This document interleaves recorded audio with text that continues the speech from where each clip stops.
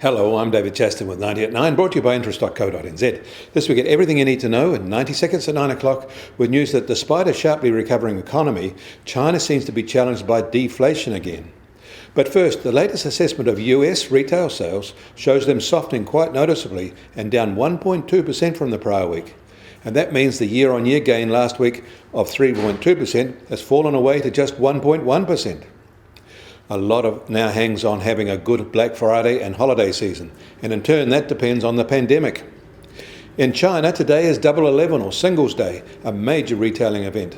Although the build-up has been massive, it is expected to reach a crescendo today with unreal sales numbers.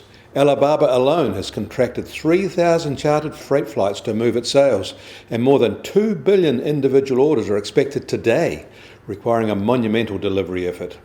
The day's sales are expected to top $32 billion. China's consumer inflation slumped to the lowest level in more than 11 years, just 0.5% year-on-year, dragged down by the first drop in pork prices in 19 months. However, beef and lamb prices are still rising. Petrol prices fell sharply. It is such a sharp shift lower that deflation is a real possibility before the end of 2020, and that is quite an unexpected situation.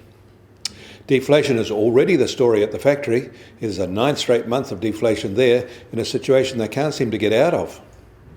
In Australia, the October Business Sentiment Survey from NAB is reporting a sharp improvement following the lockdown easing in Victoria. And locally, all eyes will be on the RBNZ Monetary Policy Review this afternoon. International investors are seeing a central bank that now controls a third of our bond market, and it sees Japanification here suddenly. It is such a distorted market, those investors will likely lose interest in it altogether, hastening its demise.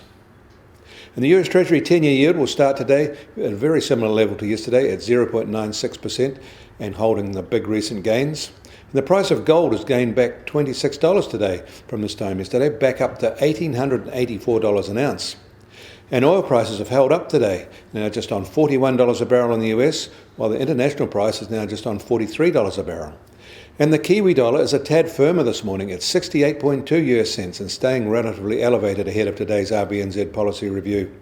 Against the Australian dollar, we're firmer at 93.8 Australian cents. And against the euro, we've stayed up at 57.8 euro cents. That means our trade-weighted index will start today at 71.3 and near the high for the year. I'm David Chaston. That was 90 at 9, brought to you by interest.co.nz.